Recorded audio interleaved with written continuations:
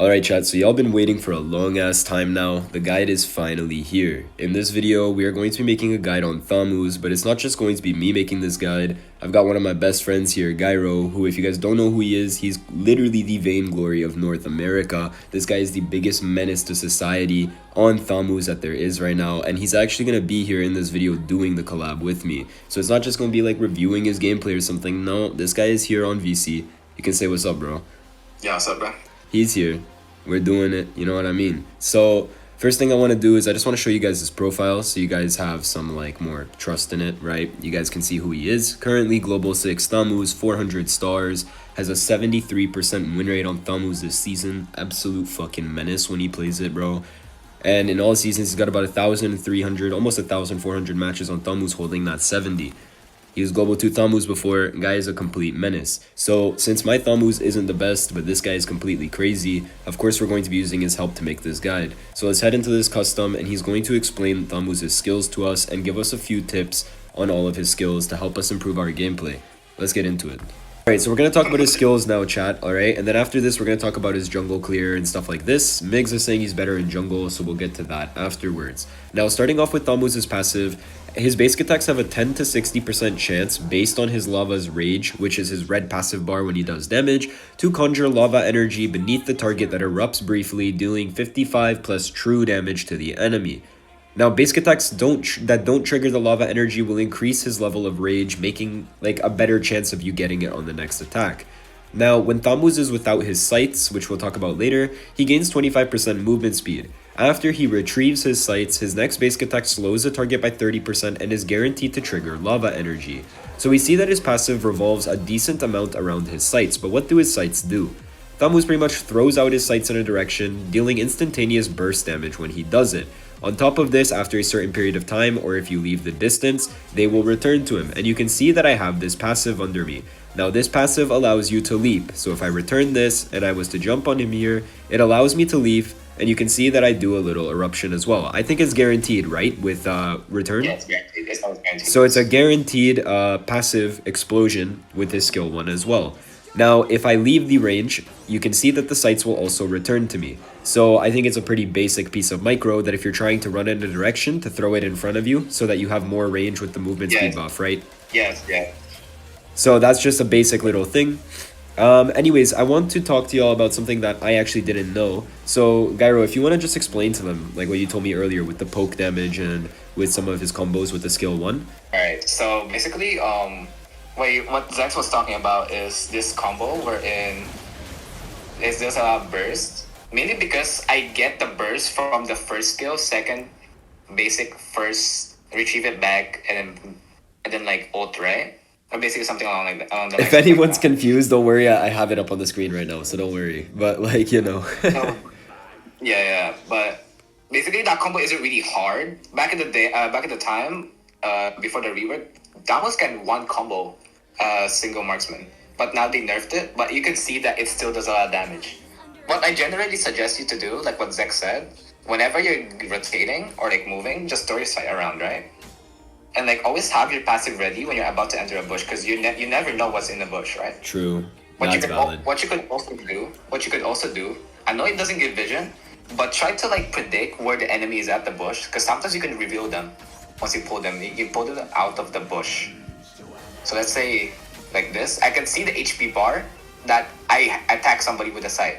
You have to look at who you're hitting, because the HP bar on top of your screen, it will, or like somewhere whatever you put it, it's gonna say that you hit someone, and it's a good tip because. So here, if we switch real quick, I can show you from my perspective as well, right? So if he goes into this bush, right? So go into the far part so I can't pull you out.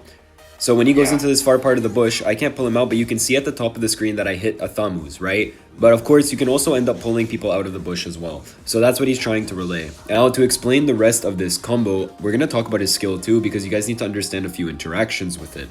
So talking about Thamuz's skill 2, you can see it's called Chasm Trample. Thamuz jumps into the designated area, dealing damage and slowing the enemy again. Alright, if the sights are traveling, which means that they are not in his hands, the cooldown will reset and he'll be able to use them again immediately. Sorry, I had to cut because the base literally is getting ended on. Jesus Christ.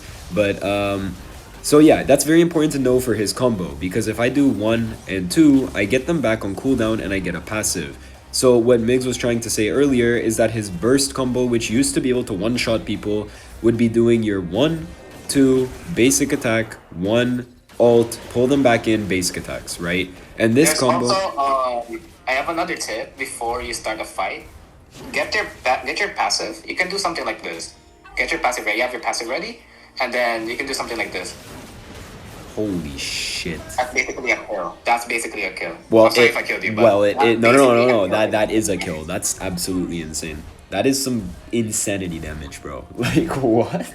Like, I know there's like level gaps and stuff, but like, don't mind it. But No, bro, it's not about level gaps, bro. You're supposed to be level gapping as a jungler. Right, so are you recording? So as for the second skill of Thamuz, not a lot of people misinterprets like this is the max distance he can jump to, but in reality, no. There are some walls where he can jump over like a great distance, which can cause a lot of confusion within the enemies. Like for example, this wall right here, if you line it up properly, you can jump over this like this. What?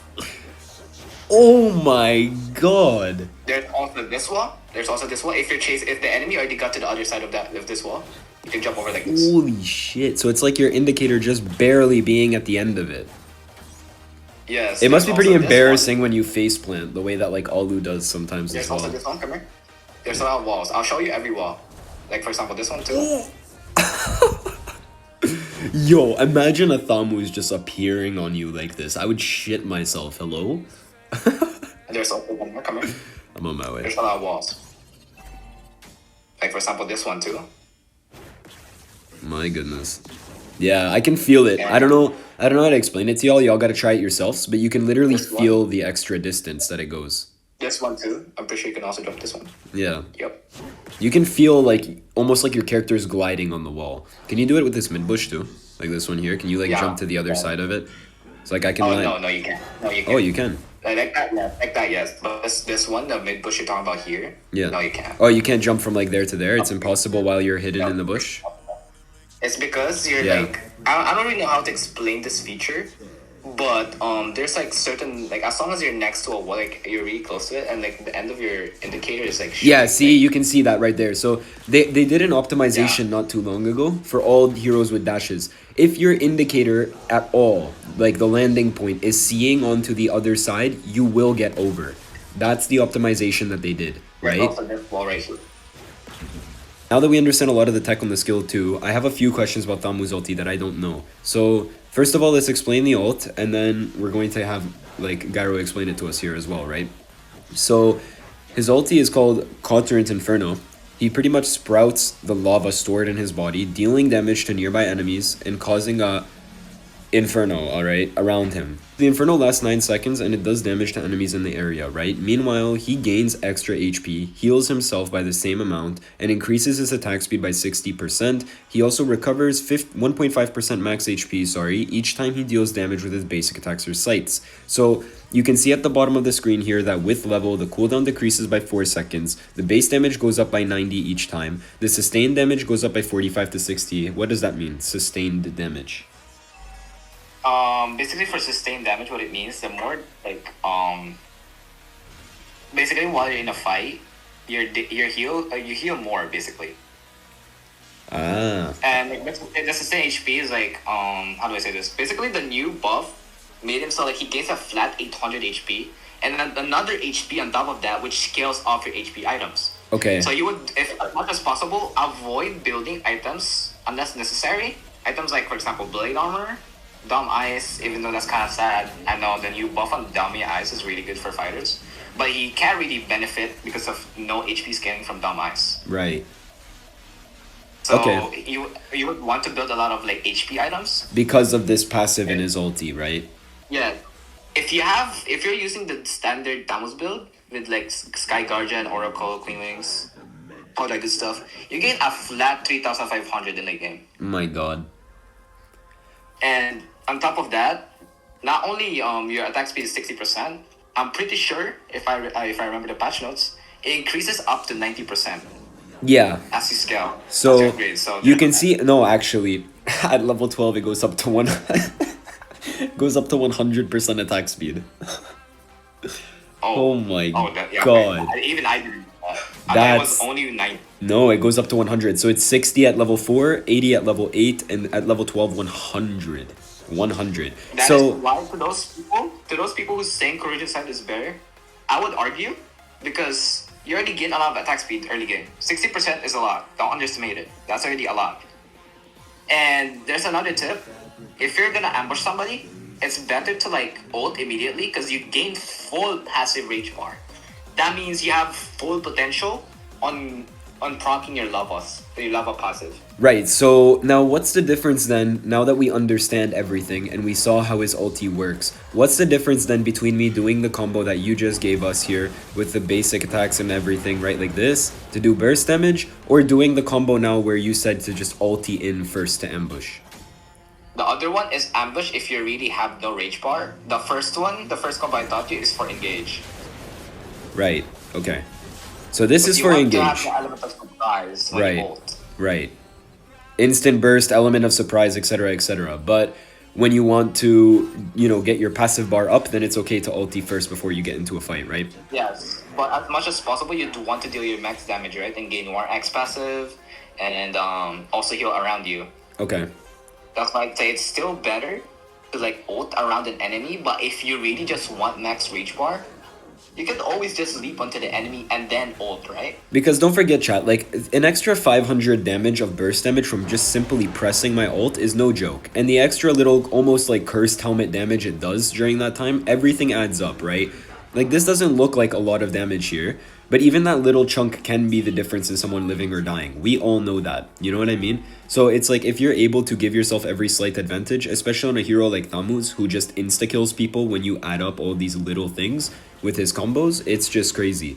And the thing about Thamuz is he's so misunderstood. I feel like he's a very unorthodox hero in terms of his combos, because when you think about it, right, you don't think that his sights and stuff will do that much. A lot of people think he's just a basic attack hero. And then out of nowhere, he just appears and does, like, so much damage to you, right? Even when I mess up the combo, you can just burst a Thamuz like that, you know what I mean? Without even doing you can burst anyone without even doing a perfect combo.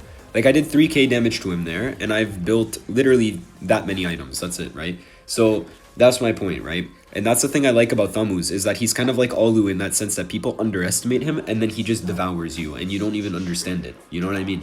Now, what I want to talk about is his build. So, for standard build, in terms of what you can build in a game when you're snowballing, I'll explain this to you guys, chat, in a second. Gyro has different builds that he builds every single game, because Thamuz is not a hero with just one set build. But if you had to give one set build for people playing in epic rank or legend or low mythic that don't really care too much about changing their items and stuff, what would that build be?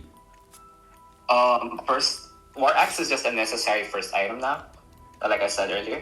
And then Corrosion helps the slow effect on pretty much everything. With basic attack, and then you blue red tree, second skill slow, first skill slow, everything. It just synergizes way too well on Thamuz.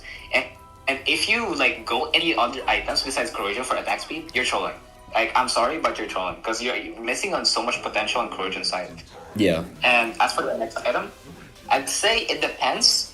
It's either Queen Wings if you're doing okay-ish but not entirely stomping the game, Oracle if you're stomping the game. Okay. Now, you would ask, why Queen Wings before Oracle? Or I mean, why Oracle before Queen Wings? So as for the thing is, for Oracle, it helps you like gain max potential on your heal. So even if they put an anti-heal on you, you're still healing. Like if you had normal Right. old heal without the fucking anti-heal. So it just basically removes anti-heal off of you. And that just helps so much in like going into fights because you're healing so much and they can't stop it. It's pretty much just countering the anti-heal effects because of its passive of increasing your regen effects by 30%. So in theory, it's like instead of getting 40% NT, you're getting 30. You know what I mean? So that's like what you're trying to say. Like, you're already like, the thing is for Queen Wings. Yeah. Go ahead. For Queen Wings, I'd say like, I know the stats are looking really like they look juicy, like 70, 50 HP, adaptive attack, cooldown reduction spell. I know it's good, and like the passive too is really good.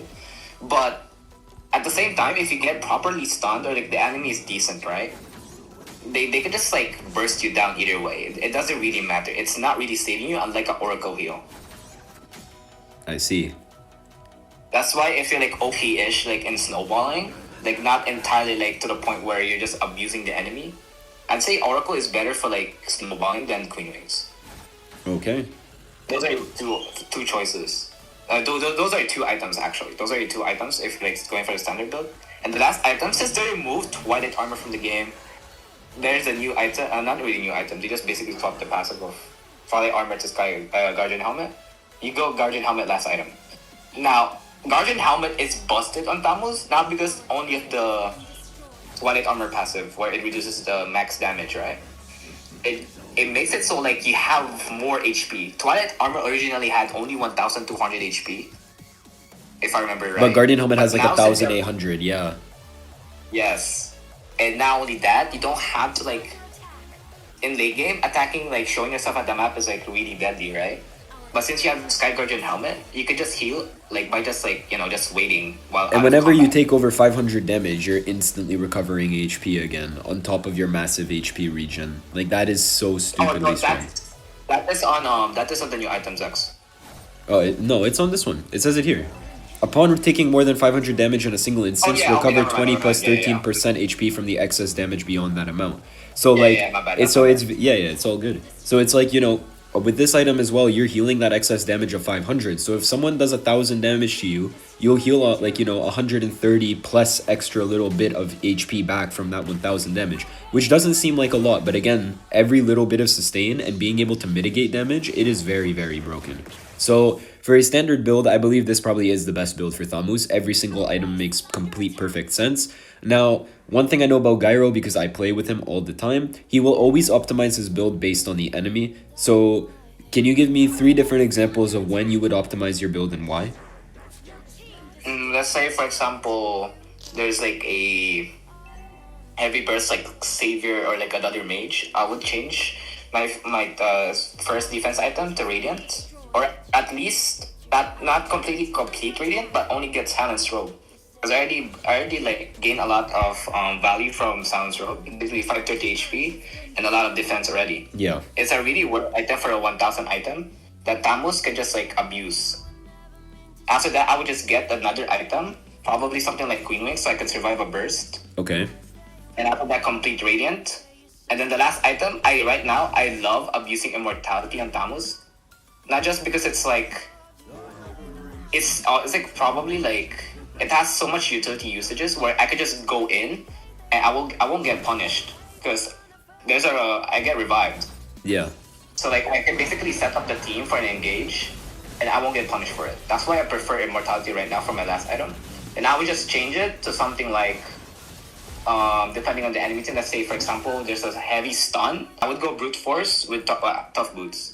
Generally, I would say that you can't really go any other boots besides Tough Boots because Thamuz is a sustain hero, and if he gets like stunned from like sustaining and stuff, he kind of gets like just peeled out, right? Yeah. So you wouldn't want to get stun as much as Tough Boots and Brute Force if like heavy amounts of CC.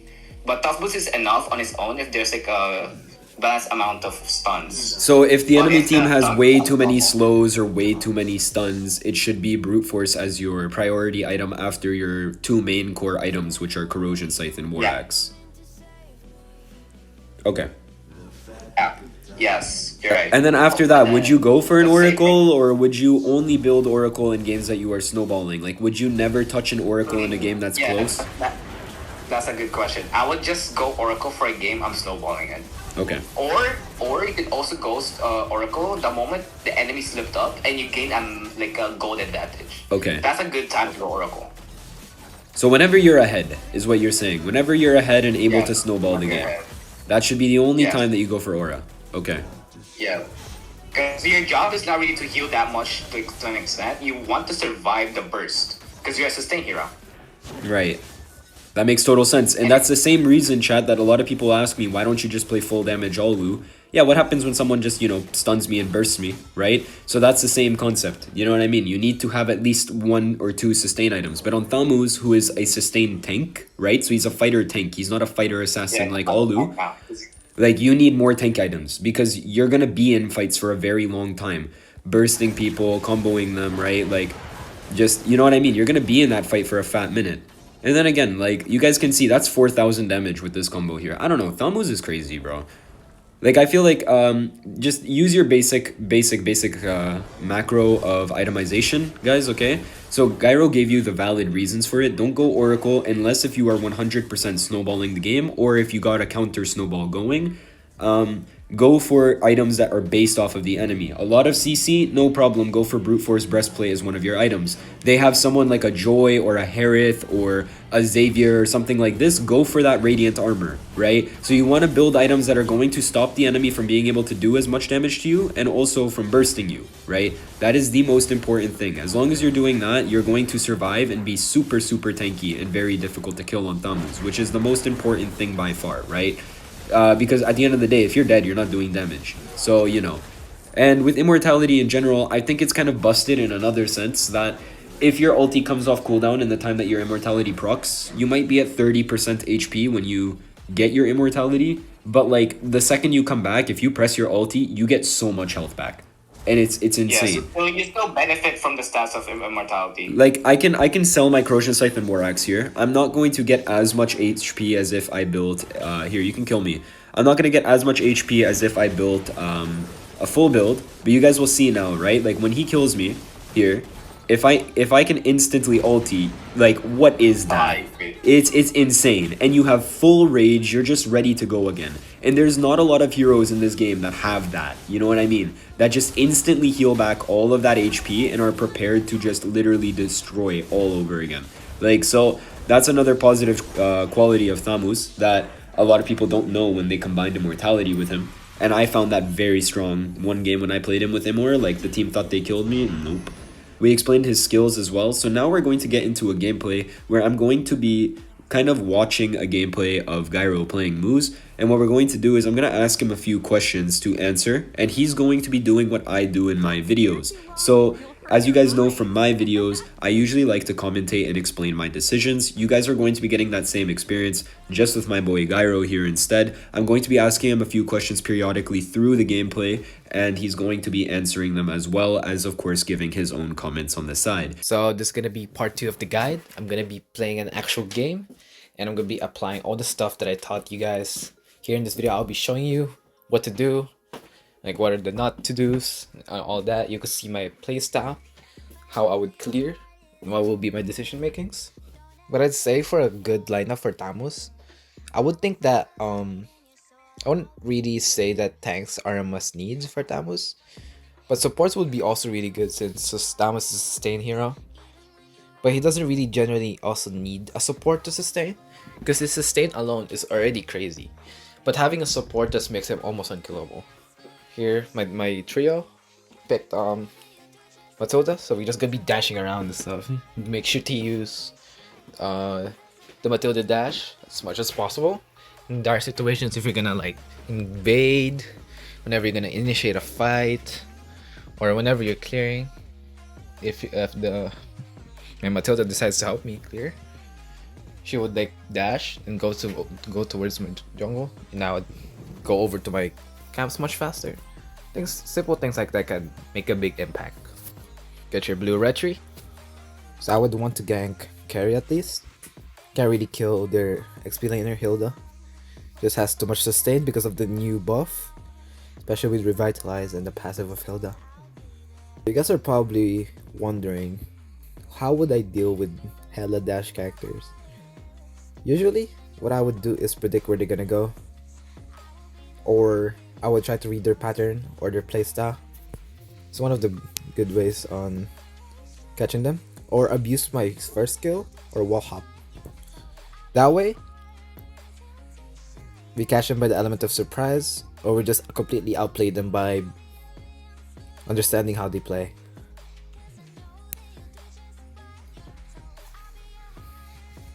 Don't be afraid to blue retry. Fanny is good. It's gonna be hard to kill her.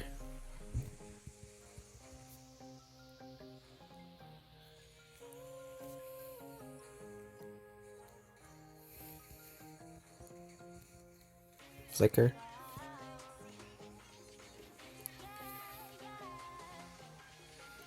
Here, I wouldn't really suggest invading, because I know the Fanny will always be getting their blue first before going to anything.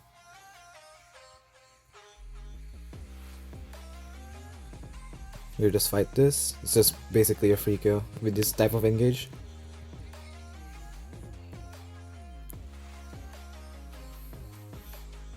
Fanny has no energy. Just use that as an advantage and get turtle.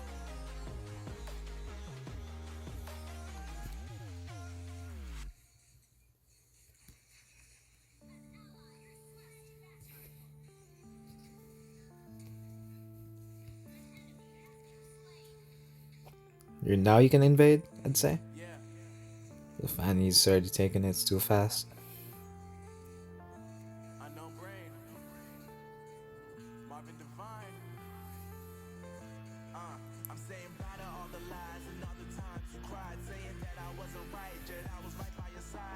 It's too bad.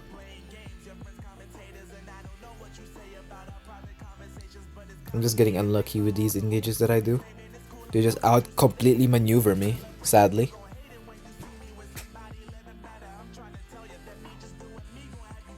Don't worry, just go back to farming in times like this where you can't just gank anybody at all.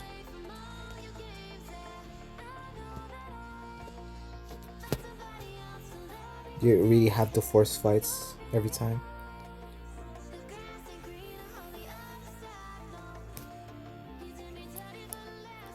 We just cut them. Since they don't really have a strong sign, we can get Florine. See what I mean by predicting where they're gonna go? That's what I mean. Predicting where they're gonna go.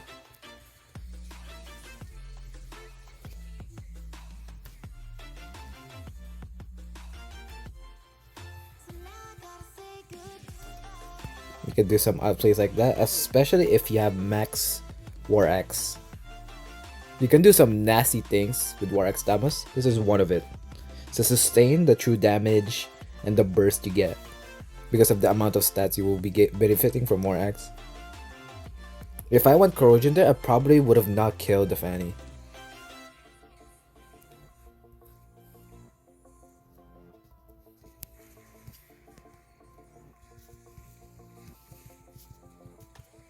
Here I kind of misplayed.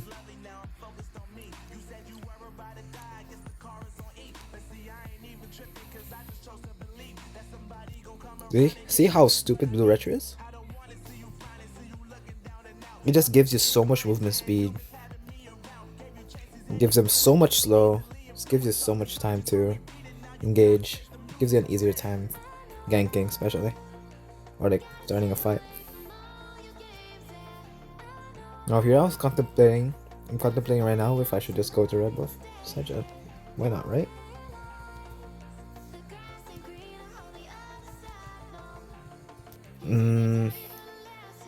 I didn't really tell my team there. That was also bad decision making again.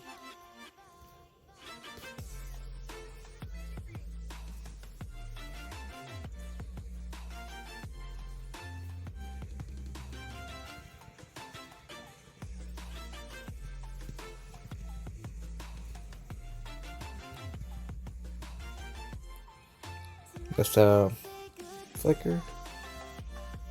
See how I just initiate the fight with the combo I taught y'all? With the first skill, second skill. It's just too easy to initiate fights like this.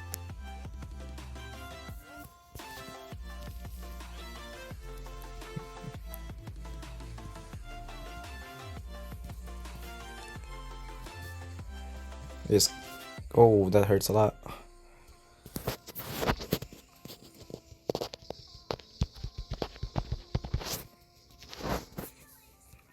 That's just a free kill though. Give me a second.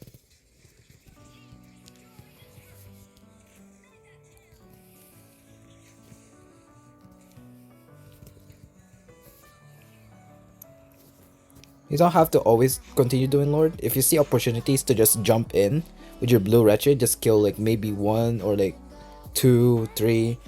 Just always do it.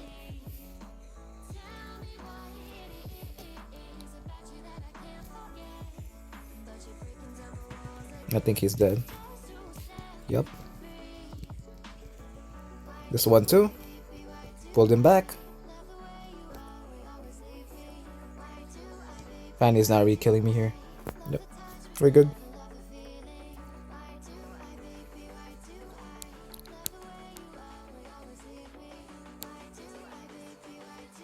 Now, this is what common players like really make.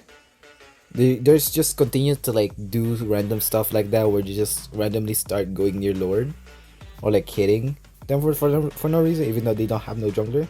They're risking a fight that could potentially happen. That's what you should avoid in this game as a player overall. If you really can't do Lord as a team, it's better to just ignore it. Here I made another mistake because what is that range on Hilda? So do take note that you can't always just carry every game. Now what my team could do here is just push mid, get a free turret while they're doing that. But we decided to just help out Lord for no reason. That's a crucial mistake. If the other side, if like a portion of their team is getting distracted by the Lord trying to defend their other tower, we should pressure at least mid lane or some other lanes. I'm still really curious on where this Fanny is. There she is. Or we could just jump this. Just like that. Make sure to always just tank for them because you have hella HP. Like you're literally chilling as long as you have your ult. Just don't be overconfident. That's what I would say.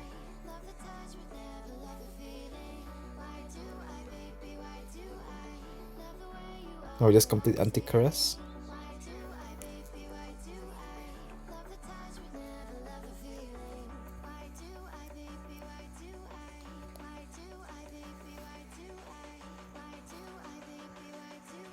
You should now start looking for opportunities to just start a fight.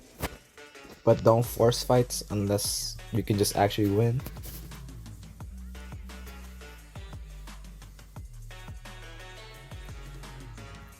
Like, what was that Alice ult all about?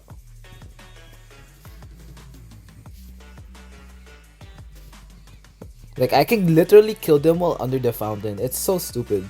Like, look how much damage I'm tanking. Like, I managed to tank just in total 16,000 damage. Mainly pure fucking true damage. Like, that is insane as Thamuz. Old Thamuz can't even tank most of that. Like, this revamp is just so stupid in the recent buffs he got. So make sure to abuse him more.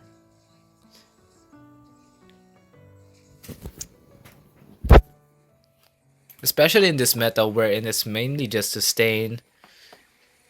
And it's like pure armor because of the new items. Because of Dominus Eyes just stacking in every team fight.